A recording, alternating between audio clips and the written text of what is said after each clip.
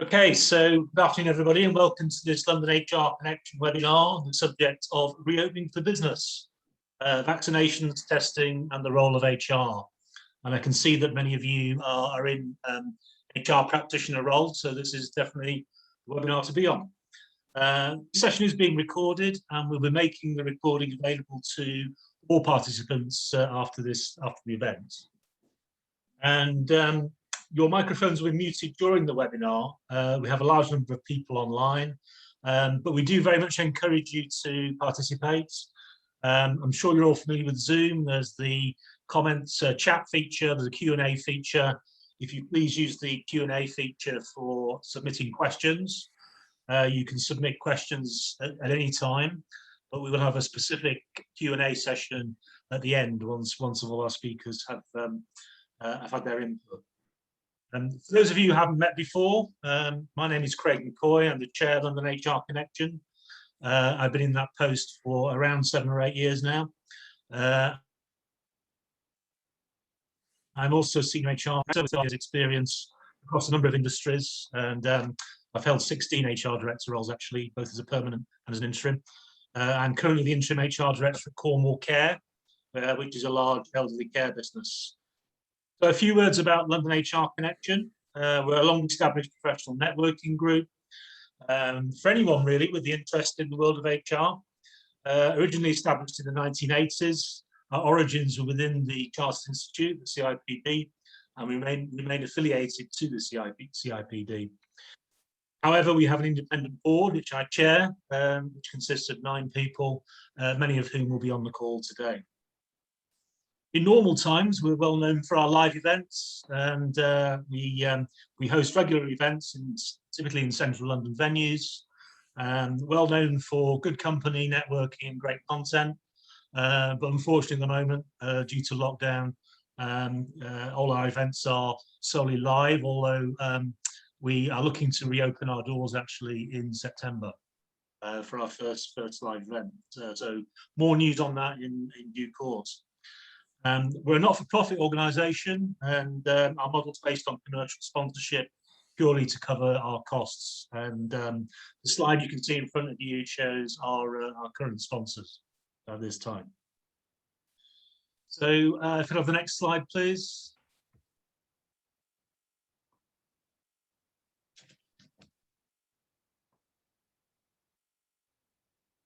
Slide's not moving on. Oh, here we go.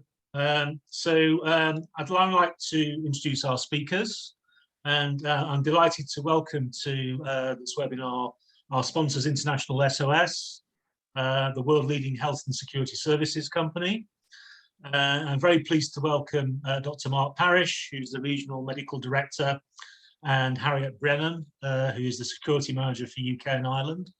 And Mark and Harriet are joined by Ragnhild Anker-Borlin, who is the HR Director at Seadrill Management, which is a large international offshore drilling organisation. So we have a very strong panel, combining both medical security experts with a senior in-house HR leader. So I'm sure we'll have a great webinar, and I look forward to it. So without any further ado, I'm going to hand over to Mark. Hi, Mark. Thanks, Craig. Hello, everybody. The order of this is me, Harriet, and Ragnhild. That's because I think I'm probably the person you can forget about easiest.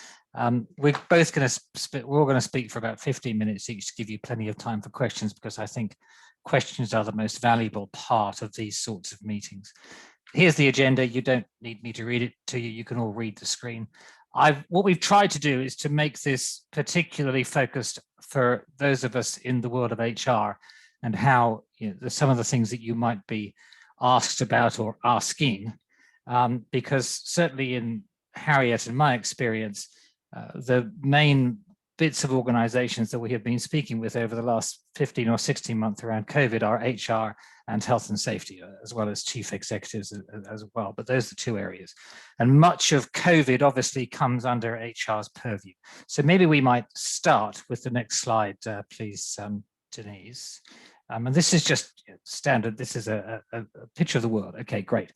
It shows the evolution of the pandemic from a little virus that popped up in China back in December last year, which has then spread across the world. What's really interesting, though, and from an HR perspective, this is very relevant, is first of all, this is the same virus. Okay, there's a few variants. Let's not worry too much about variants. It's the same underlying virus. It's the SARS-CoV-2 virus, which gives you COVID. We're all pretty much reading the same scientific literature, but every single country in the world has taken that and has made different decisions on how they are going to manage COVID. And if you are the HR director of a company which has business in more than one country, I would not be surprised if you were confused about what's going on, because social distancing measurements are different from 1 meter to 2 meters, sometimes 1.4 meters, sometimes 1.5 meters. Quarantine times are different. Isolation times are different. Lockdown restrictions are different, and in fact change regularly. Can I go to the office? Can I not? Do I have to wear a mask? Do I not? Do I have to do this? How do I go? Can I use transport? What can I be saying to my team? Very, very confusing. So I would not be surprised if you're struggling thinking, so I'm looking after the HR of, let's say, 20 different countries. How in heaven's name do I keep up to speed with that? And it's not just the countries. Some of the individual states within those countries make their own decisions as well. Germany, great example. Every state has its own rules and regulations on quarantine and isolation. We struggle to keep up, and we're meant to be a healthcare and security company that's meant to be on top of this stuff. So you guys are particularly challenged. So it is tricky knowing these things, because all of this directly impacts on your staff, on your team, and how you can make sure you look after them best. And it's not just that. Can we go to the next slide, Denise? I'm not painting a picture of gloom here. I'm just trying to paint a picture of sort of reality. So here's your 4-wave slide. This is really interesting because at the moment, over the last 15 months or so, the media has been pretty much full on about COVID, hasn't it? I mean, you couldn't pick up anything without reading about COVID and how many gazillion cases there are in some country and all these other things. And it's tricky trying to filter this information out and to say, okay, what is relevant here and what is not? But eventually, COVID will go away. There's light at the end of the tunnel. Depending which country you are in at the moment, that light is brighter or maybe a little bit dimmer. If you're in the UK, it's pretty bright. Vaccines going very well here. COVID cases decreasing. Can we just go back one, please? And risk continuing to decrease. Whereas if you are, for instance, in India, you're still having a bit of a hard time. But that's not just the first thing. So you can certainly think about COVID, but think about the stuff that's going to come on that's been there before COVID, but it's going to continue past COVID, and it's going to be more of an issue. Mental health. How are you managing mental health in the workplace? It was there before COVID. COVID has just exacerbated it with working from home and the risk and the anxiety of COVID. And then all those other chronic diseases, those non-communicable diseases, which we know are going to be the main cause of death in about 65% of us for the next 10, 20, 30 years. We increasingly know that incentives and initiatives put in place in the workplace are good, have a return on investment, and will ultimately help you with both recruitment and retention of staff and decreasing long-term sick leave and absence. But they vary around the world. Different countries vary. How do you deal with those? And then there's all of the other things like the iniquities of unemployment. Unemployment has a direct effect on health overall. All these things are linked up. So as an HR director, you're probably juggling a few of these things, as well as things in various countries of the world, and having to report up to your board or your executive management team about how you're keeping your organization on track and keeping your employees fit and healthy, and doing your duty of care. So we've got a few questions in this, try and break it up. My first question to you, we could go to the next slide and run the poll. It's a pretty straightforward question. Denise, you probably got a legal advisor. You've probably got more than one legal advisor, actually. You've got a health advisor who can help you answer all of those questions that I just discussed earlier. Could you just do the poll thing and just say yes or no? It'd just be interesting to know.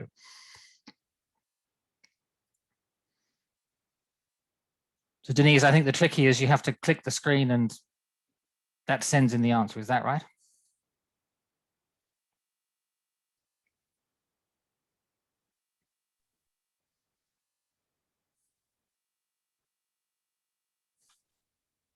So there you go. So, 3/4 of us, don't have that sort of health advice. My recommendation is it's worth having. I am biased. I work for a company that gives that health advice to companies around the world, and I provide it myself, and my team does to a number of you, but it's well worth doing. I haven't yet had a question I couldn't answer from the various questions I get, and I've had some pretty curly ones recently. and it can be quite tricky finding out the answers sometimes, but it helps you. And it will help you, I think, increasingly help your overall strategy. And it's not just me saying this. If you look at all of the work coming out of McKinsey and other large organizations, Salesforce particularly commented on this a few months ago, the value of having a chief health officer. You don't need an individual full-time, you could do it part-time, just have that benefit. Could we go on to the next slide, please, Denise? So here's a bit more about COVID, and here's about how you manage it. And we're well aware that managing COVID requires a layered approach. So we use the Swiss cheese model in most of our demonstrations, where Swiss cheese has got a hole in it. If you only have one slice of Swiss cheese in between the virus on the left and the individual on the right, you're more likely for the individual to have get COVID. The more layers you put in place, the better. The layers are there on the screen. I won't repeat them. Just a couple of things to say. The first is that these layers vary by country, and of course, what you can do by country varies. And the second thing is that final layer on the right is vaccines. Being vaccinated does not mean you can forget about all of the other layers, because we still don't quite know how effective vaccines are at preventing viral transmission. So the message is, if you're vaccinated, you still need to be careful of all of these other things, unless you're in the US, where the CDC feels that if you're vaccinated, you don't need to worry about being a close contact for 90 days after your vaccine. And many companies that we work with think that that applies globally because they're a US-based company. We have to remind them it's not the case. Actually, no other country has implemented that sort of advice. And maybe we could go on to the next slide, please. So this is your next question. Do you know the return to work testing requirements in the countries where you have workers? Could you just possibly click the answer to that one?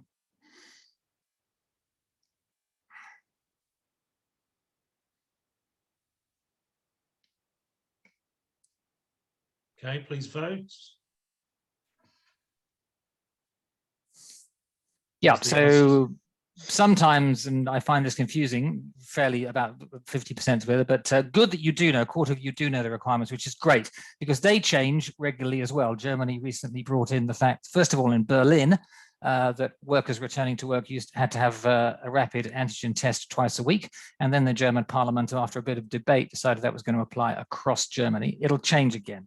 And it'll change in many countries, and it's a case of how do you keep up with this stuff, and then how do you know which particular tests to use? Could we go to the next slide, please? We talk about this magic PCR test, which is the test that we have used since the beginning of COVID. It's a very good test to make a diagnosis. It is very accurate, but it is not particularly useful as a screening. Maybe we could just build this slide. It comes up in various clicks. Just keep building the slide until it's all the way there, Denise. If you just click a few times, I'll tell you when to stop. The PCR test is very useful for making a diagnosis, but not so good for screening people, whereas these lateral flow or rapid antigen tests are very useful. We see other tests coming through now, breath testing, which is a bit like the test you have if you're pulled over for drink driving. You won't be pulled over, but you've probably seen it in the movies. Gives you an answer within 30 or 60 seconds. That's looking reasonably promising after a bit of a glitch in the Netherlands, and now being tried in Indonesia as well. Saliva testing, much nicer than sticking a swab up your nose. If you are recommended to run antibody tests to check for antibodies against COVID in your workforce, I would recommend you don't do that and you seek some healthcare advice, because we do know there are many people who've had COVID who have no evidence of antibodies. It doesn't mean they're not immune, it just means that you can't track antibodies. Antibodies is only one part of our immune system. And then there are people who seem to have absolutely no evidence of ever being close to anybody who ever might have had COVID, and yet they seem to have COVID antibodies.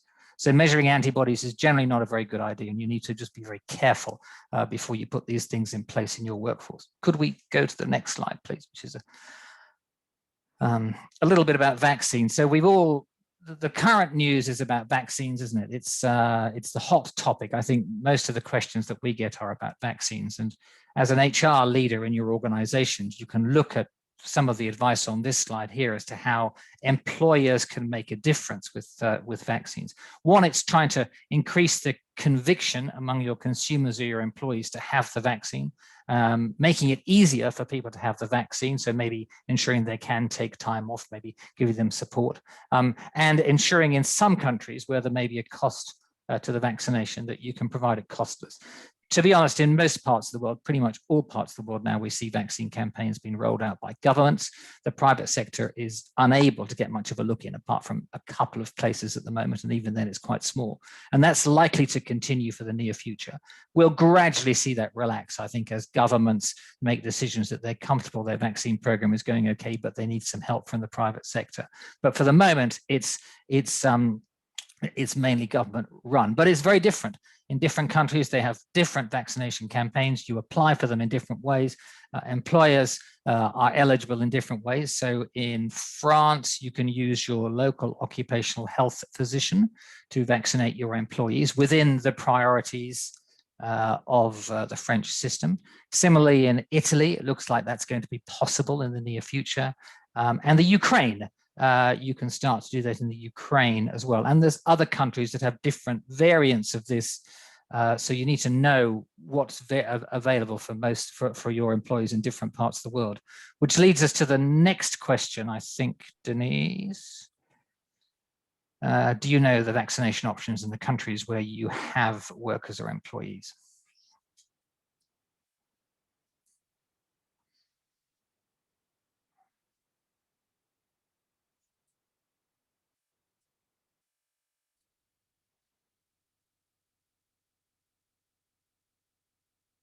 Yeah, well, great that almost half of you do, which is fantastic, because that's better than we often see, but it is a bit confusing. And so sometimes it's worthwhile having a bit of help with that. Sometimes there's a variety of things produced, there are a variety of websites you can go to. You can go to our website to get some information, or could you go to the next slide, please, Denise?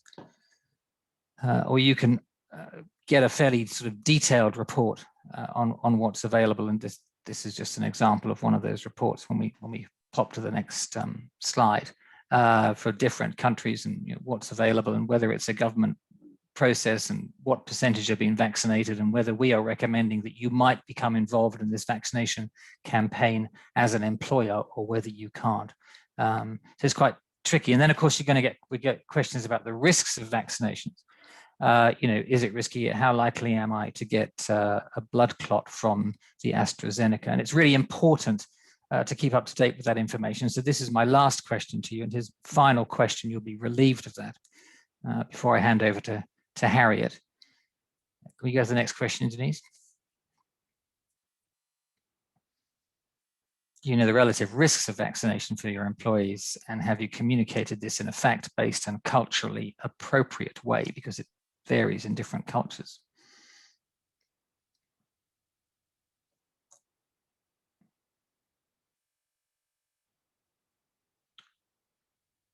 Okay, great. So 70-30% there.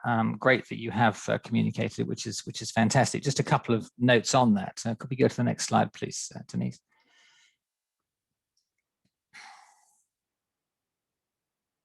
It's useful having some form of way of communicating with your organizations. The organizations we feel do this very well are those that have a clear plan, but they're able to make quick decisions around that plan, but they'll change it as things progress with COVID. The link to that, they have very good communications, and they're communicating two things. One, they're communicating facts about COVID, separating rumor and rhetoric from facts, but then they're also applying their company's policies and plans to those facts, so employees know what's going on and how it affects them in their workplace. Here's a couple of figures about vaccines, which is worth just taking away. Can we go to the next slide, please, Denise? Because you read a lot in the media, and you read an even more amount on the social media, which can get you a bit confused. But here's a simple takeaway fact about vaccines. All vaccines, doesn't matter which one, prevent severe disease, hospitalization, and death. All of them do that. Depending upon which vaccine you have, it will prevent you having COVID either almost completely or in the majority. So in some vaccines, you get exposed to the COVID virus, you have almost no symptoms now. In others, you'll get exposed to the virus, you may have some symptoms, but it wouldn't be half as bad as if you'd not been vaccinated. So all vaccines are very effective, which is extraordinary considering that we have developed these vaccines in less than 12 months from when we first saw this virus, given that normal vaccine rollout and development was lasting 10 years before COVID came along. But then you'll get a whole bunch of other questions about, yeah, but are they safe? Could we go to the next slide, please, Denise? And it's worthwhile just being aware of the comparison and the relative risks here. So if you have 1 million COVID cases, you'll get about 5,000 deaths and 50,000 hospitalizations. Many of your employers will say, yes, but that won't affect me because I'm 30 years old and I'm fit and healthy. They are less likely to be affected, but they may still be affected, sadly. So sick people and death from COVID is not the exclusive prerequisite of the elderly and vulnerable. It does affect young people as well sometimes. Whereas if you give out 1 million doses of vaccine, you might have 30 side effects of unpleasant sore arm, bit of a headache, not feeling 100%, feeling off weather for a day or two, 10 nasty allergic reactions, well known about in those particularly who are more likely to have allergic reactions to other things, but you'll avoid all deaths and most hospital admissions and many, many long COVID cases. The question then is, yeah, but what's the risk of these blood clots? I'm really worried about having a blood clot. I don't want to take that AstraZeneca vaccine because it gives you a blood clot. Nothing in healthcare is completely safe. We balance risk all of the time. We balance risk all of the time in our lives. It's just we are find it very hard to weigh up relative risk. So if you could go to the next slide, Denise, which gives you some thoughts on relative risk here. There you are, there's the AstraZeneca vaccine, which will give you for probably 4 cases, maybe 4 to 6 cases of blood clot for 1 million vaccines. If you are a female on the contraceptive pill, then you'll get up to 1,200 cases of blood clots in 1 million. If you are a smoker, you'll get probably about 1,700 blood clots. And if you have COVID itself, you'll get a lot more blood clots. So risk is relative. And it's worthwhile, being aware of that risk and ensuring that I think that our employees are aware of that when they make their own decisions, and particularly so when there's a lot of misinformation around. Could we go to the next slide, please, Denise? The amount of misinformation is huge, particularly on social media. And we spend a lot of time trying to make sure that people are aware of facts, and we're all aware of and getting that to our employees. Very important to get those facts over and to bust some myths. So we've seen a number of good myth-busting campaigns. If we could just go to the next slide, Denise, this is an example of one of them. There is no need for mask wearing and social distancing after receiving COVID-19 vaccination. Wrong, there is. There's still a need to do this until we are comfortable that the risk of COVID has decreased for the reasons that I said earlier. So if you're reading stuff and you're getting it from social media, particularly, be very careful what you're reading on social media. 5,000 likes for an article on social media that says that garlic is a fantastic treatment for COVID is not evidence of scientific research. It's just 5,000 likes. But we're very influenced by that. We're very influenced by what we read there. So it's worthwhile being aware of the facts around that. And then also, as my final slide, if we go to the next slide, please, Denise, just being aware of psychological risks and how to deal with those, and having the ability to pass on and have a campaign and a program for all of our employees managing those mental health and well-being issues which are happening now and which will continue to happen in the future. I think if we were to be able to jump in the time machine of the TARDIS and jump forward to 2031 and look back, we would probably find that many more people are affected both with morbidity and mortality from mental health and long-term chronic disease as an outcome of COVID than were ever affected from COVID itself. So putting in place those plans to deal with those now will bring benefit in the future. I'm going to stop there and I'm going to hand over to Harriet. Thanks, Mark. Could we move to the next slide, please, Denise? Perfect, thank you. So we've spoken about all things COVID and heard from Mark regarding sort of testing and vaccines, but it's also important to keep in mind the other factors and possible risks to employees.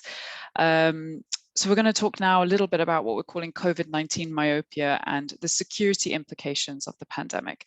So if we can move on to the next slide, please, Denise. So organizations that focus solely on COVID-19 do run the risk of creating blind spots. To varying degrees, the general population and organizations as well are very focused on the demands and the sort of precautions related to COVID-19 and the risks associated too. But we also need to consider the knock-on effects, the more sort of indirect implications of the pandemic from a security perspective as well. So you can see on the slide there that illustration of secondary and tertiary security issues as well. While this is not a perfect example, it does nicely illustrate the sort of wider or broader implications that we need to consider as well. Because COVID-19 and the pandemic has diversely impacted security environments globally, presenting really new and different challenges for organizations when it comes to their employees' safety, both whilst traveling internationally and while in their home location as well. So just to have a look at two key ones, for example, the first would be civil unrest and protest. This is something that really we've seen, again, globally occurring throughout the pandemic, mostly related to restrictions and the sort of local perception of the government's response to the pandemic. Most recently, for example, across Europe, we are seeing demonstrations planned on the 15th of May, so this Saturday, in many urban centres in different countries against COVID-19 restrictions related to the perception of the current measures in place violating fundamental rights. So this idea of the government's response not being taken in a positive manner, leading to protests, is something we've seen really in all manner of risk environments. Restrictions fatigue is another movement that really has grown across different countries, but also in Europe, with a then mix of other fringe group and conspiracy theorists combining these. So then having protests really with different sort of anti-vax and even far-right protesters involved as well. So additionally, on top of this, while we have seen these protests that have been associated directly with the restrictions and measures in place, we have seen also that protest movements really that were occurring prior to the pandemic with other drivers other than the pandemic itself have been reoccurring as well. So the Yellow Vest protests in France, for example, Extinction Rebellion is one that we've seen across Europe and in the UK as well. And this is something that with many citizens, their expectations from their governments changing, taking advantage of this so-called reset with the pandemic and wanting to address various issues from social injustice to climate change as well. So demonstrations of protests that definitely have been a key part of many risk environments and will continue to be so as well. Another issue is that related to crime too. So while there can be many factors leading to changes in criminal patterns, and crime is not always linked to economic factors, we need to also consider that in a lot of locations where there may be economic downturn as a result of the pandemic, this will lead to changes in criminal patterns as well, and the rise of different threats such as cybercrime. There may also be changes when it comes to more violent types of crime and militancy as well. And this is something that, really we may not fully see the impact of yet. This is something that we may see is yet to be fully understood in different environments. So I think the key thing to see here is that while the pandemic's significance is obviously not in any doubt, it shouldn't be the only lens through which we are considering when we're looking at different risks, particularly security risks in the coming months. If we can move to the next slide, please, Denise. And just to talk very specifically, quickly at the security implications associated with vaccines as well. This is something that we're monitoring quite closely in our security teams, and the issues surrounding this, with regards to, for example, the politicization of vaccines, to the distribution, the different tensions we're seeing, both at sort of regional and country levels as well. All of this can have, again, an indirect impact on risk environments and employees too. So, the vaccine rollout will continue to shape the trajectory, obviously, of the pandemic itself, but also a variety of security risks, like the ones I've spoken about, social unrest and crime, and as Mark mentioned earlier as well, with misinformation too. So, one of the key things when it comes to information and the dissemination of mis or disinformation, this really could hinder the effectiveness of different programs with immunization in locations. And it could also prompt violence, such as attacks on related infrastructure and organizations too. Opposition to vaccines is something that, as I mentioned on the previous slide, it's something that can be tied into the perception, again, of that government mismanagement of vaccine programs, and it can lead to further unrest as well. And online scams is something to take into consideration, with criminals really taking advantage of the high demand for vaccines. For example, we've seen an emergence of the black market and counterfeit vaccines, as well as documentation as well. And this has even gone into things like cargo theft, being concerns in different locations. So important to also take all of this into account. But if we could move to the next slide, please, Denise.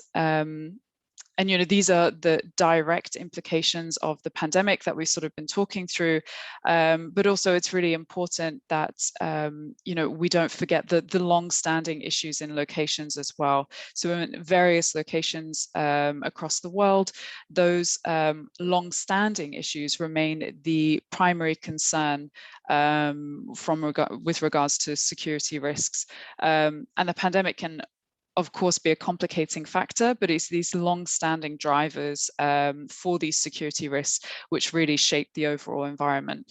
So you can see on the screen now just a few examples over the past financial year. So that's from the 1st of July 2020 until present. And these are just a number of global escalations that our security team have been monitoring closely and supporting our clients with. I'm sure, this is not every escalation that's happened in that time. These are just a few key ones that I looked at, which include, numerous protest movements that we've seen happening from Thailand to Nigeria and in the US, to essentially coups that we've seen in Mali and Myanmar, a presidential death as well in Chad recently, as well as, numerous extreme weather incidents and natural disasters, such as recently in St. Vincent. And then, of course, most recently, the escalations with regards to Israel.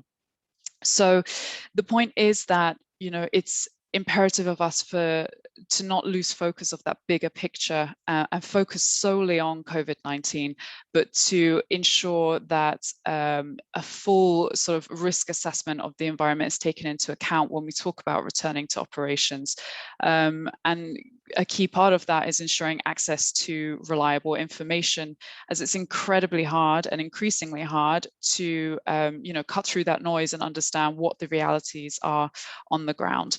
So that then you can prepare your employees and they can respond accordingly if need be. So if we can move to the next slide, please, Denise.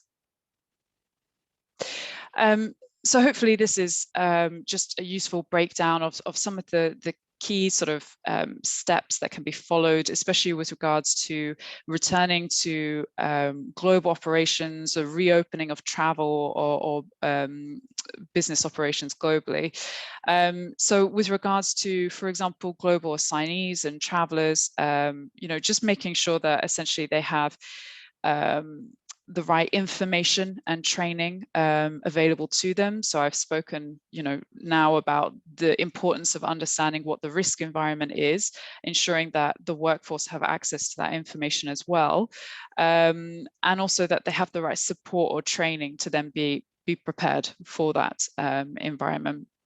as well as having this reflected in policies and procedures, so that, for example, your travel risk policy then reflects the need for changing approval processes based not only on risks in location, but also adding in the complications associated with travel restrictions and the impact that COVID-19 may have had on those environments. Being able to monitor any changes that may happen and inform employees, as well as providing assistance when needed. And I know that Mark's spoken about, the medical side and mental health, but also just the general support if someone is in a location, being able to provide that with the complexities of the pandemic in the background. And with that, I think that's my last slide. Can we move on to the next slide, please, Denise? And I'll just hand over. Actually, I think we can maybe keep the questions to the end. So I'll pass over now to Ragnhild for her perspective as well. Thank you. Hi, everyone. My name is Ragnhild. Everyone calls me Raggy. And thank my parents for giving me such an international name. So I'm going to talk briefly about who Seadrill is and the context that we have been operating in and how COVID has impacted our operations during the last period of time, and also some of the considerations we've had to make, and also the link between some of our service providers and the collaborations that has been needed for us to continue our operations, as well as some of the considerations that we are now doing while we're preparing to return to the offices.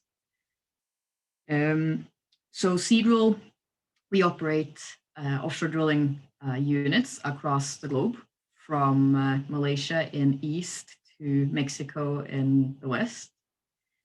We have main offices in Liverpool and London, in Dubai and in Houston, as well as in Stavanger.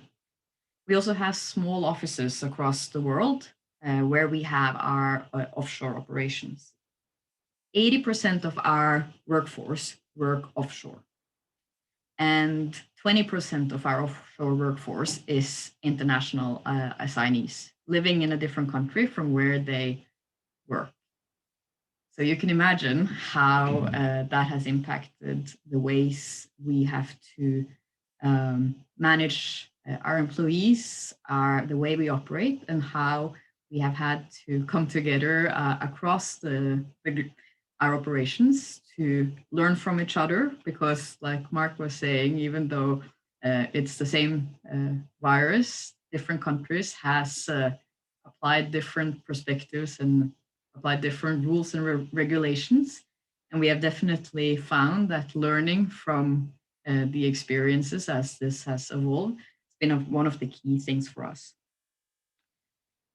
Just to give you some perspective of how things impacted our global offshore operations, we had employees who, because of the travel restrictions, were stuck on board our units for 100 days plus.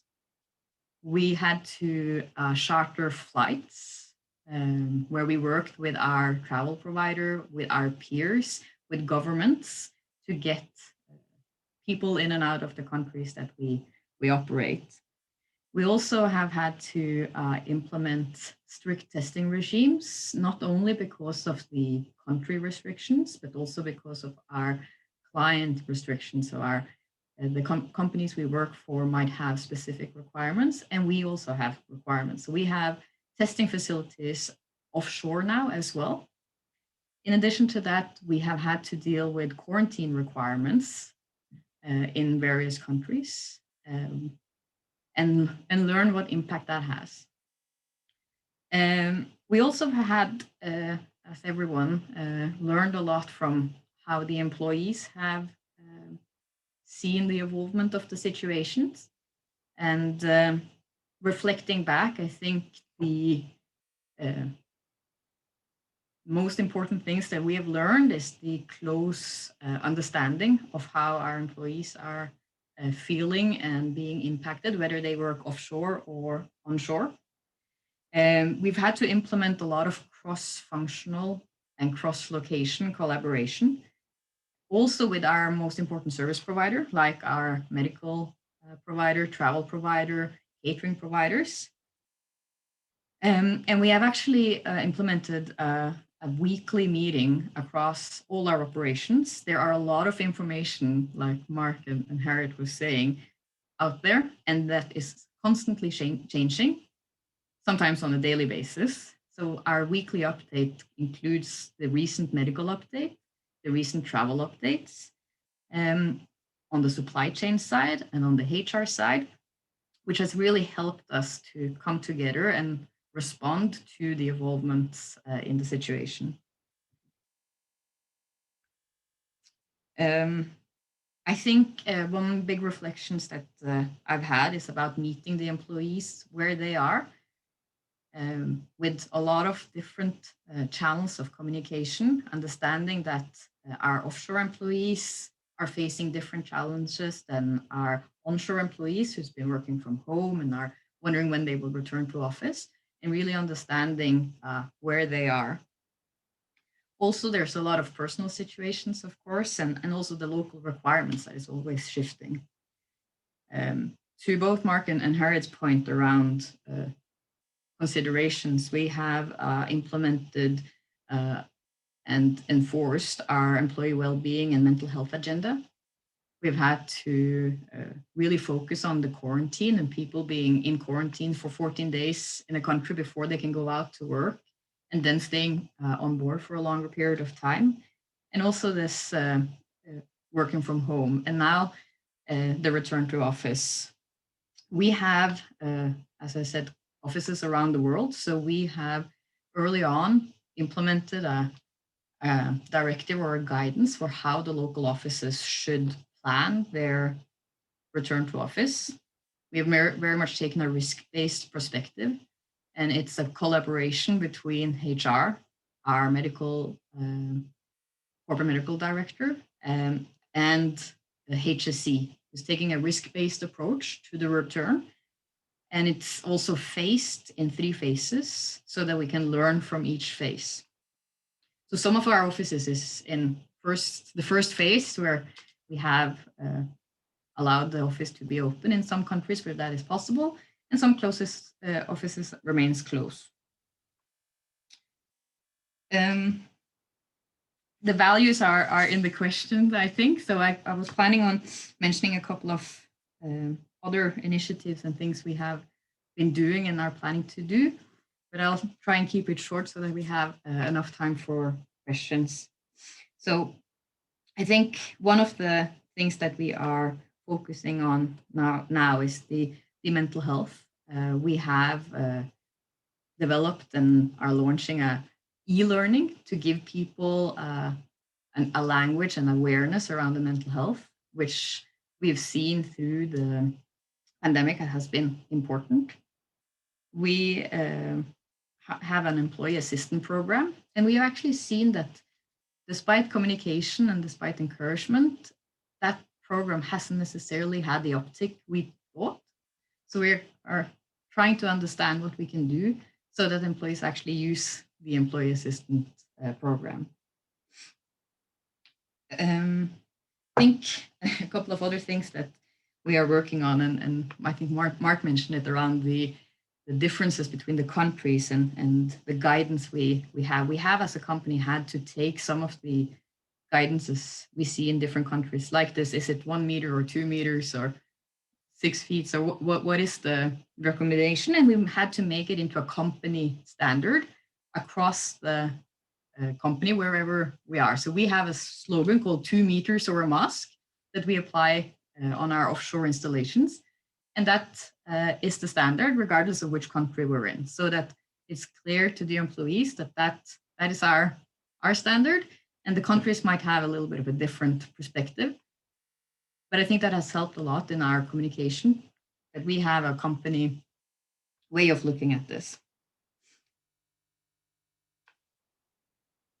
I think the other important part is, when we have operations across the world, is to understand the local requirements and the local situation.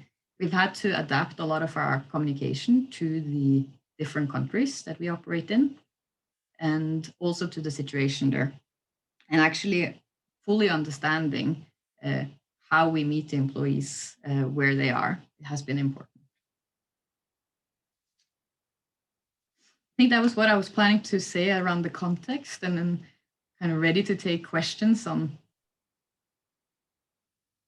Great. Thank you very much, Ragnhild. Thank you to all of our speakers. So I'd now like to move us into the Q&A session. And please do feel free to submit your questions using the Q&A tab on Zoom. Just to get us started, a number of questions, and I'll try and pick them to the right people, but all of you feel free to chip in. So I guess the first one's for Mark. You talked about testing regimes companies and thinking about people coming back into the office. Are you seeing any consistency amongst companies about frequency of testing of people in an office environment and the kind of tests that people are doing when they're coming back into the office? Nope, no consistency at all, Craig. But that's okay. I think there are. So let's think of the range. So first of all, temperature testing. I wouldn't. Generally, we don't recommend temperature testing as a screening tool. It's hopeless, really. You can 30% of cases of COVID have no symptoms whatsoever, which means no temperature. People get temperatures for other things other than COVID. It's not a good way to pick up COVID. But what we have found is in organizations that are doing temperature screening, it does serve as a reminder to people coming into the workplace. Oh, hang on, yes, I got to remember all those COVID things. It's just a really useful mental reminder. So it's quite a big way to emphasize those things, but it does work and it does remind people. I mean, I think of myself, when I've been to workplaces where they just scan you with a little temperature thing, oh, okay, I need to remember this. The other things are then testing. And this very much depends upon what your local country allows or what your local country says you must have. We started off with testing by using the PCR test because that was pretty much the only test we had if we were going to screen people. These are asymptomatic people. You're trying to pick up those people that may have COVID. It's a phenomenally accurate test, but it's expensive and it's really hard to get an instant result. Okay, we do have little machines that will give you a result in 20, 25 minutes, but they don't do many tests at a time. So it's not really that much use if you've got a lot of people coming through into your office or into your workplace every day. We've seen some organizations, and in fact, I can think of two right now that are asking their staff to take a PCR test still, and they have the swab sent home and they take it and they send it off. They do that weekly, and they accept that, okay, they might miss a few cases, but they'll get some, they'll pick up some. They haven't actually picked up very much. Increasingly, organizations are using these lateral flow or rapid antigen tests, and in the UK, certainly you can get those from the government free of charge anyway. They're not so accurate. You've got to accept you're probably going to get up to about 25% false negatives with those tests. But they'll give you a result. You can do it yourself, and they'll give you a result in 15 minutes. So that's really useful. And we see organizations generally asking for people to do those twice a week, maybe on a Monday and Thursday. We work quite a lot, as an example, with Marks and Spencer's. I know they're quite happy for me to talk about this. So we worked a lot with Marks and Spencer's, setting this up for them, both at their head office here in London, at their main distribution warehouse in the Midlands, and then for a number of their home-based staff who go around to the Marks and Spencer's food halls and do testing of the steak and kidney pies near all the food that we buy.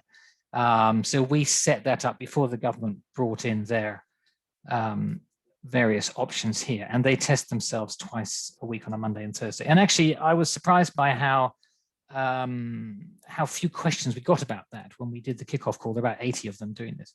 Many of them said, oh yeah, I know this because my partner is in the NHS and they do this already, because they were already doing it. We've had maybe 2 or 3 cases picked up from those, all confirmed with a PCR. It very much depends upon risk though, Craig. I mean, I would say now, particularly in the UK, the value of doing this in the UK decreases every day pretty much, because there's just so much less COVID around nowadays. Whereas in other countries where there's still a lot of COVID, you'll probably get a better pickup of potential cases. Yeah. And are you seeing universal use of test and trace in most of your clients as well as when people enter the building? Sorry, universal use of it as in what way? Test Sorry. and trace, so actually people using scanning the NHS app. Oh, you're scanning the app in, yes. Yeah. And what about vaccination? I mean, I'm currently working in the healthcare sector, and there's a huge debate right now about sort of no jab, no job philosophy. We saw that I think initially with companies like Pimlico Plumbers. There's a number of high-profile healthcare, particularly elderly care businesses, who are saying that you have to have a jab in order to secure a job in their organisation. Are you seeing that generally across corporates or not? We see it varies. There's a lot of discussion about it. Certainly we are seeing some corporates adopting that principle completely, and not necessarily in the UK, but in other parts of the world. Raggy would probably know Abu Dhabi National Oil Corporation essentially says, you know, you need to show us evidence that you've been vaccinated. Or if you don't, you have to go through a fairly frustrating bunch of hoops with regular testing, which you really don't. I mean, it's just designed for you not to want to do that. You can do it. My feeling is that in the healthcare sector, look, we're all used to having to show evidence of our immunity and our vaccination against certain diseases such as hepatitis B, and we can't work unless we can show that we've been vaccinated against that. For me personally, and this is my personal opinion, you know, COVID is another infectious disease. We need to do all that we can to decrease risk to our employees. And I don't have a problem with a workplace saying, look, you need to demonstrate you've been vaccinated. That's somewhat extreme for some organizations. I accept that. We see a lot of discussion around it. But ultimately, you know, it's about how we are going to protect our employees. How are we going to keep them safe? And we know that vaccine works very, very well. Yes, and a number of organisations, again, particularly in the care sector, are making it a requirement for new hires, so for new staff coming in, but they've been obviously a bit more hesitant regarding forcing existing employees to have vaccinations, largely for human rights issues, as well as health-related issues as well. We've had a follow-up question on the chat from Ayomi, who says, how should an organisation act if they themselves don't mandate vaccination for employees, but they're working with clients on site, and those clients are insisting that the people working there are vaccinated? Does that come up as an issue at all? I'm going to hand this over to Raggy, because I suspect she's had experience of this very thing at Seadrill and how they deal with it. Yeah, we have operations in Saudi Arabia, and Aramco has just come out with a guidance of where they want people to be vaccinated or have to do a PCR test every 7th day. So we are right now, as a company, not mandating a vaccine globally, but we are highly encouraging people to do so. So in Saudi specifically, having in this situation where the client are moving towards mandating, I would say, although they're now currently allowing for a PCR test every 7th day, we are increasing our communication around vaccines, around making sure that employees knows where they can get it. It's still only available through the government distribution, but we are increasing that that information channel so that we make it clear to the employees that we are encouraging that, and also that they understand that they have to be tested on a regular basis if they're not. Similarly, we've had a pilot project in the US where the vaccine is very readily available to everyone, where we have collaborated with a client, actually taking away the quarantine requirement for people who are vaccinated to incentivize people getting vaccinated. Again, without making it mandatory, but highly encouraging it and incentivizing it. It's interesting, the range of responses, and I guess if you're working with key clients, then you probably feel obliged to adhere to their policies to a large extent. I know some companies that actually put punitive measures in place for people who refuse to be vaccinated, such as withholding pay increases and withholding bonuses. I think that's getting quite extreme. It's sort of definitely more stick carrot, shall we say? Yeah. We've had another follow-up question on this topic, which is about people who can't be vaccinated due to allergies. Where would that leave them? Do you think that companies are largely recognising that not everyone can be vaccinated? I think so. Raggy, from Seadrill's perspective? I think that as we are continuing to see and developing our strategy around vaccination as a company, we are looking at these particular kind of cases and how and what we need to do to manage it. Currently, since we haven't mandated it as across the company, and we currently aren't mandating it anywhere, we haven't fully gotten to a place where we have decided on how we treat that. We are working closely with our medical support and our legal support in the different locations to understand both the sentiment, but also what legally we can do around this. Great, thank you. There's been a couple of questions on the chat, or comments on the chat about the fact that no major country or world authority is willing to take responsibility for the effects of a vaccine.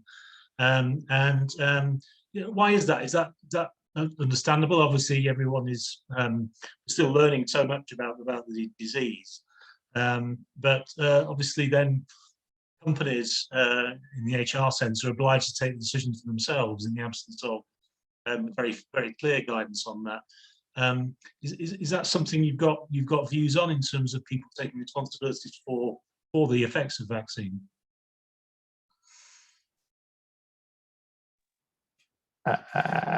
I'm going to pass the buck to Raggy on this one. I think this and is I think we should Harriet's answer on that one as well. Yeah. Harriet, do you want to?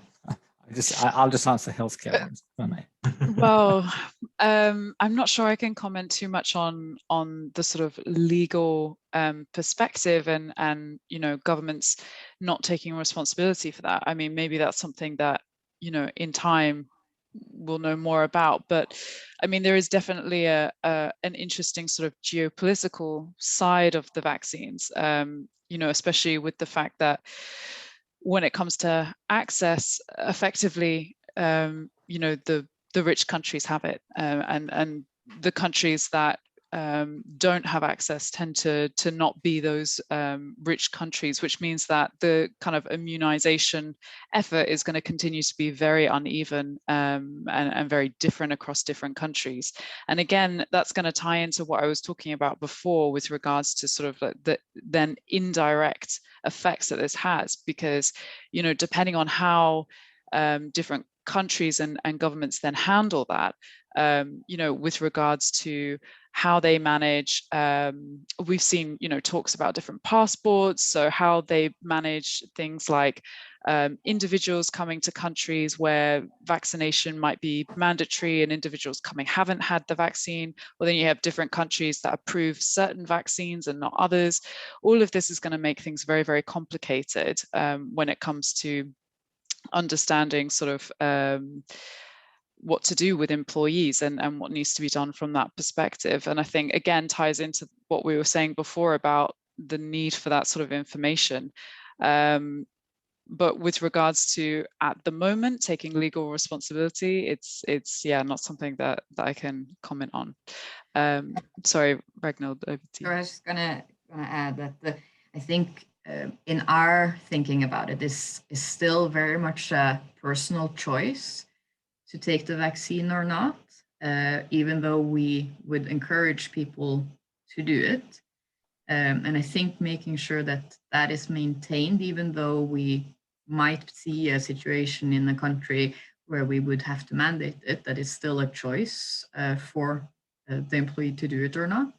I also think that as a company, we have focused and utilized the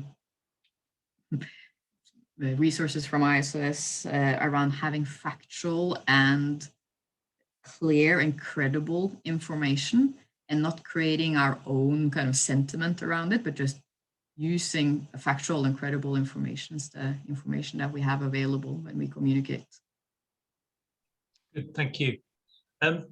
I've got a question. It's probably for Harriet. This is a particular interest to me in the care industry. But we're starting to see a number of legal cases against our managers, not necessarily my company, but broadly in the care sector, for not putting in place a COVID-safe environment. And I guess this is a security issue and also obviously a medical risk issue. And there was a case a couple of months ago of a care home where the manager was arrested and threatened with criminal charges for not putting in place adequate infection control. Is that something you think increasingly would be a risk, and is that also a driver for companies to access the sort of services that you can provide? Yeah, so I think it's a broader duty of care issue, and I actually might pass this over to Mark because he'll be able to comment more on sort of duty of care and the imposition of you know, restrictions and measures associated with COVID. So Mark, is there anything? Yeah, I mean, I'm not a legal expert, but we know that, you know, we have a duty of care to our employees to make sure that we provide them with a safe working environment. There's some accountability on them to be part of that as well. If I look at, you know, many, in fact, pretty much all of the organizations that we work with on a regular basis, they have done a very good job of making those workplaces COVID safe. Sure, go back 12 months, Craig, to May of last year, when we were just sort of getting our head around COVID. Probably they were, you know, in action doing these things. We were learning about, you know, how important is it that, you know, is there a risk of this virus being on a surface? We thought there was a great risk then, didn't we? And we spent a lot of time and effort and probably money doing a whole load of extra cleaning that we've now realized, you know, the risk of this fomite transmission is pretty low. But we feel that the risk, you know, in ventilation systems remains quite high because the majority of the virus is airborne spread. So most organizations, in fact, pretty all organizations I'm aware of, have done a very good job of making their workplaces safe, to the extent that what we generally say to them, it's not your workplaces where you're going to get COVID transmission. It's people coming to and from the workplace, because the risk of picking up disease is more outside the workplace, you know, when you're traveling to work on public transport. So that was the case, for instance, in the UK until relatively recently. So if you add that to the fact that most organizations have implemented a work from home policy to some extent, often to a great extent, and have been encouraging employees not to come to the office, and sometimes the government has reinforced that as well. What we generally find is most employers are more conservative than the government. So as an example, if we look at the government here in the UK saying, you know, June 21st, things are going to be pretty much back to normal, you'll all be fine. You know, I've talked to 3 organizations this week who've all said, yeah, but we're not looking to return to the office, you know, in any sort of normal state until about September, October of this year. Yeah, because we just want to wait. So I think if you can show that, you know, you have put in place those measures to keep your workforce safe, I think you'll be fine. Okay, that leads on to another question which has been posed on the chat. So when social distancing rules are reduced and offices actually do reopen, the transmission risks obviously still exist. What do you think will be required? What will employers need to do to make sure their office environment is safe? Will they just keep people apart, or keep restricting access to shared areas? And any views on those issues? I'll answer first. I think Raggy might have some thoughts on this as well. Probably Cedra looking at this for a bit of detail as well. So I think there will be a gradual progression back to, I would say, normality, to how we were, let's say, 2 years ago. But it will be gradual. Because no matter which country you are in and no matter how well you're doing with the disease, there's always a chance of, you know, a variant popping up and becoming very transmissible and then causing you problems. So let's take the example of the UK. From mid-June, theoretically, we'll all be back to normal. I think that there will still be a request probably to wear masks in some places. I think there will be restrictions on numbers of people that might be able to congregate together in large groups for a bit longer than that. And I think all of us as employers, as I said before, will be more conservative than the government in our approach to that. Meanwhile, we'll have employees wanting to get back to normal and sit next to their friend rather than be 2 meters away from them. Okay, fine. And we will just take our own individual advice on that based on what the government is saying and what we perceive the risk might be in the workplace. And I think it will just gradually filter through to get back to some sort of normality, such that if we were to be having this conversation in 12 months' time, Craig, I think in the UK, let's say, I'm just saying in the UK, and if we look at what's happened in the last few months with decreasing case numbers, I think we'll be pretty much back to normal. That's very reassuring to hear. Well, I mean, it's just going so well here, and I'm probably jinxing it by saying that, but it is going well here, and we've always been concerned about case numbers popping up, after Easter. The case numbers we read now are a reflection of what was happening 2.5 weeks ago. So it was always the case. Look, the Easter weekend, we knew people were going to be much more relaxed than the government was asking them to be.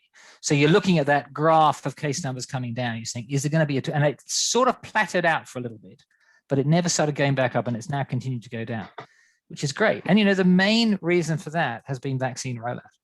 It's just been so good here. It's fantastically how good that is. And we're now starting talking about vaccinating 30-year-olds. Great. So keep that going. We'll get up to a level of herd immunity by later in the year to the extent that the risk is significantly decreased, because that virus just won't be able to go anywhere. But different countries are at different stages of that. Yeah. That's the challenge for all of us with multinational organizations. Raggy?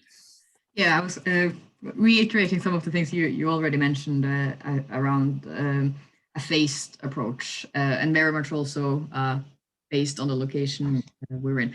From our perspective, when the country allows a return to office, we will still apply our phased approach.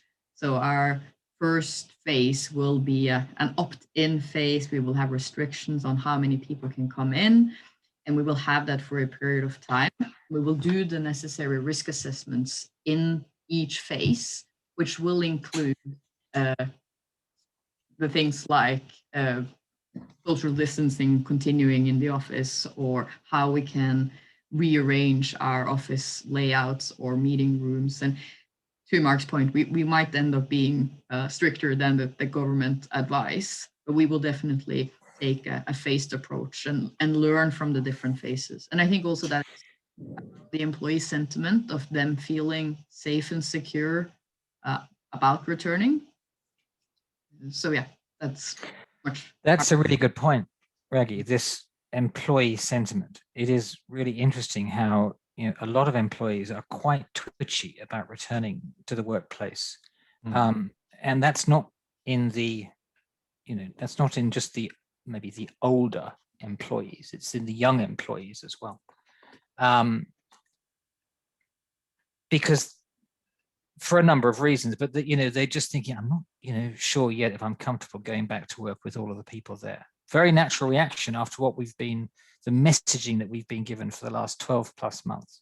And certainly if I think of our business, we have kept our assistance center, which it's a huge telephone video call center staffed with doctors and nurses and security people here in London. We've kept it open throughout the entire 15 months. It's recognized as an essential service, and we've had to keep it running because it's very hard to run that remotely, just the way we have it set up and the way that it works. So we've kept it running. We've done very well in decreasing risk and not having much COVID. We had some COVID, but not a huge amount. We spent a lot of time trying to make that workplace as safe as possible. Now we just have said to everybody, look, okay, things are relaxed. You're able to come back to the office. These are for people that don't work in the assistance center, but are in other parts of the business. But we are doing it, as Raggy said, in a phased approach. We're not insisting that people come back. We're asking them to keep the current policies that we have in place. We have a very strict one-way system in our office to keep that assistance center almost as a separate bubble to the rest of us. We've got split canteen areas. We ask people to wear masks whenever they are walking around in the office. If they're sitting down and they're isolated, which they should be, then they don't need to wear a mask there. And we're likely to keep that going for quite a while, until we are completely comfortable that the risk is not there anymore. And I think okay, we're a healthcare security company, and our people sort of understand this stuff. And I think we haven't had any objections to doing that. I appreciate that, others of us on this call come from, in companies in different backgrounds and different sectors. And, the knowledge of COVID is different. But I think most employees, from the ones that I speak to, are of the same feeling. I think also just on this phased approach and employees now seeing that there is an opportunity to go back to the office at one point. It's also making sure that we adapt and align our flexible working policies accordingly, and making sure that that is communicated and developed along with the return to office as well. Thank you. We've had a couple of questions, again, going back to the mandatory vaccination point, which seems to be provoking a number of questions. So one of the questions is there any possibility that an employee could claim they've been bullied if a healthcare organisation mandates that they get vaccinated? I could give a perspective on that, but maybe I'll ask you first. I couldn't give a view on that. I'm only here for the healthcare stuff. My only point is vaccines are really good and they really work, and I would encourage everybody to have them. I will hand over again to my Norwegian HR expert, Raggi, who I suspect has been debating this at Seadrill headquarters, which is just across the road from us, actually. I'm tempted, Craig, to hand it over to you as working in the healthcare organization, not to avoid the topic. And I can put some perspective on how we are currently discussing exactly these questions and bringing that into our vaccine strategy, working with our legal teams and understanding from a legal perspective how this is, how we should approach it, but also from an employer perspective. So, how does employees feel about a potential mandate of a vaccine? And yeah, I don't have a direct answer to the question, so I'll hand it over to. Yeah, I mean, from my perspective, I was talking primarily from a UK perspective, but I don't think it's so much a question of bullying, it's more a question of potential breach of contract. It could also be a potential constructive dismissal. It could also be argued as a breach of fundamental human rights. So, but none of these things have been tested in court yet. There are a number of test cases which are being lined up for those companies who have taken a very firm approach. But those are the kind of main lines of attack I would anticipate from a legal point of view. Sorry, just think to reinforce the fact that the response from our legal team is very much to what your point was, that this hasn't been trialed in the court systems yet. So there isn't any precedence necessarily on this specific situation. Yeah, no, absolutely.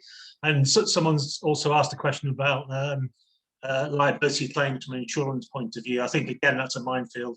And I'm not going to anticipate how the insurance industry is going to react to companies that insist or even don't insist that employees are vaccinated. I think that's a whole legal minefield.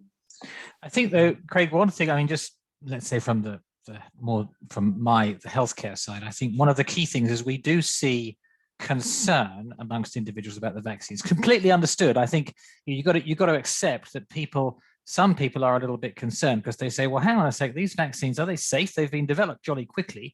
Because if you go back 12 months ago, we were being told that we wouldn't have vaccines till like the late 2020s. Now we've got a whole bunch of them and they've been rolled out. Are they really safe? Yes, they are.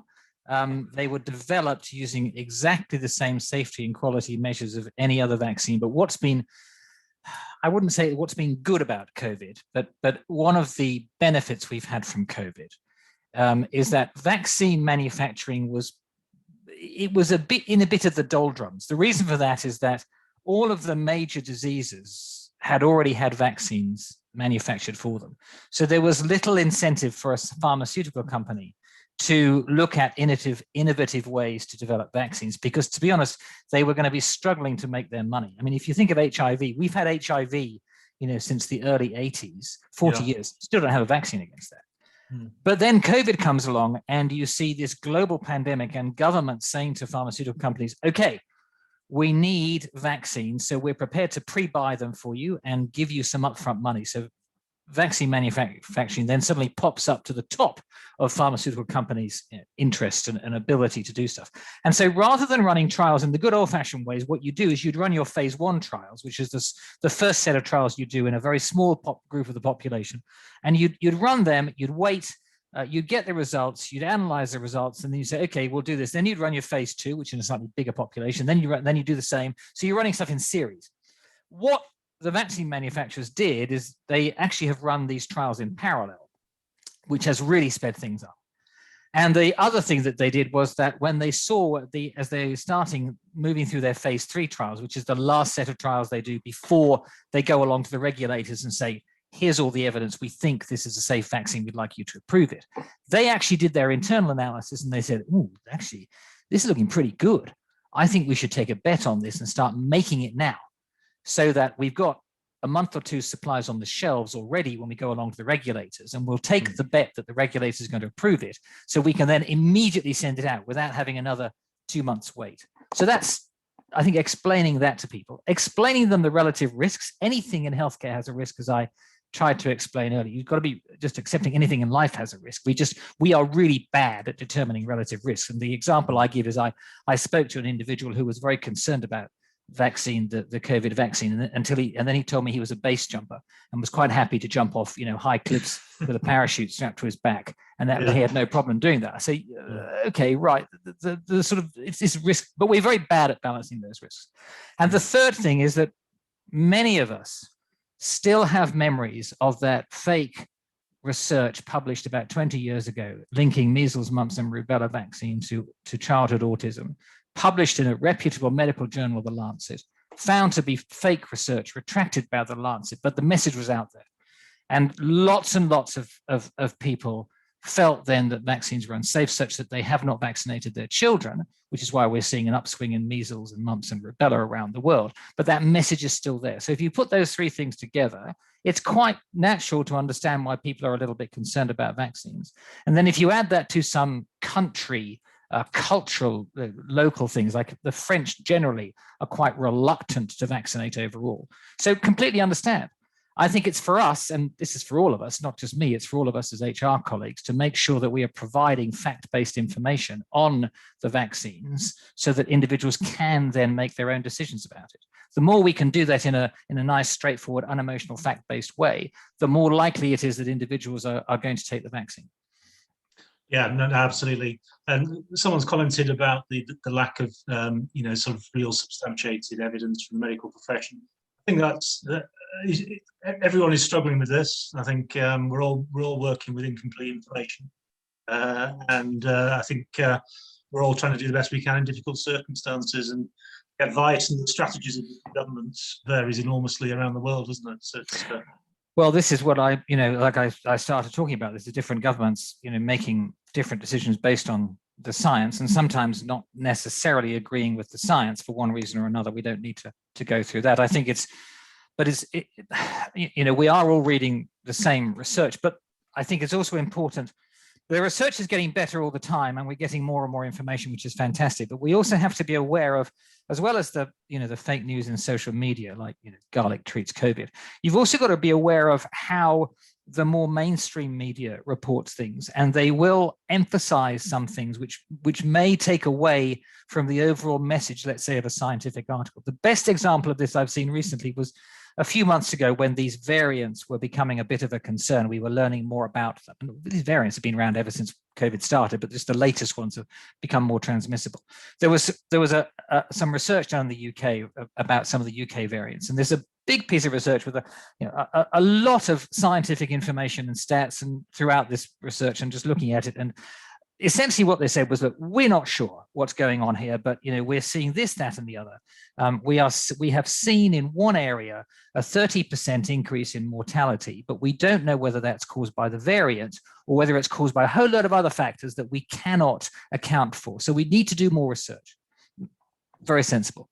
Headline, BBC News next day, variants cause 30% more deaths.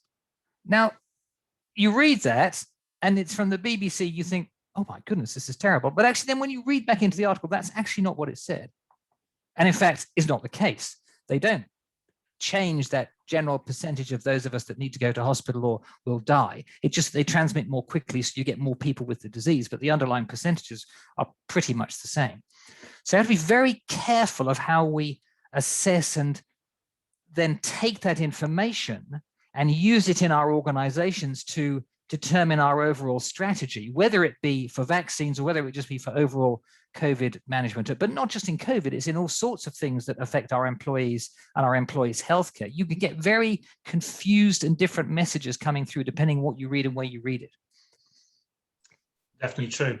I think we're sort of coming to the end of the Q&A session. I've got a final area I just wanted to explore, and perhaps, Raggy, perhaps you're best to answer this maybe, in terms of international mobility. So do you think there'll be a long-term reduction in international mobility? People not wishing to work in different countries? Will they be judged by their ability to deal with the pandemic? I think in general on the international mobility, I think that the question around where people need to be to perform their work has increased during this period of time. And I think that, again, the sentiment is that we are less dependent on people being in a specific location to do their work, especially if they're office-based.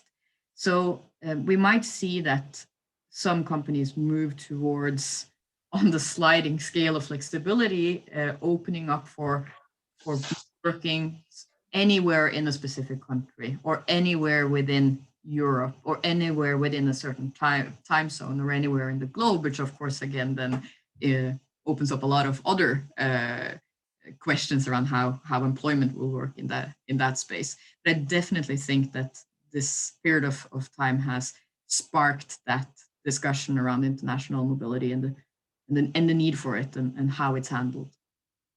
Okay, thank you. Okay, we're approaching the end of the session. We don't have any other questions online.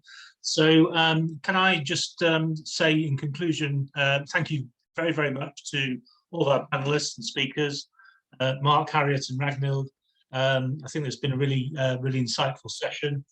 Just before we close, well, firstly, just check if are you happy for people to contact you if they've got follow-up questions? I'm sure people would welcome that, and obviously they'll also be getting the recording. Sure. So our season continues in 2 weeks' time on the 27th of May, and the theme of our next webinar is purposeful leadership. Our speakers are from an organisation called Three Hands, which is a social business which develops leaders through meaningful immersive connections with non-profit organisations and societal issues. The panel will include the group head of talent and leadership at the bookmakers, William Hill. I hope to see many of you there. I hope you've enjoyed the session, and I hope to speak to you soon. Thank you very much. Bye, everyone. Bye all. Thanks, Craig. Thanks, Denise.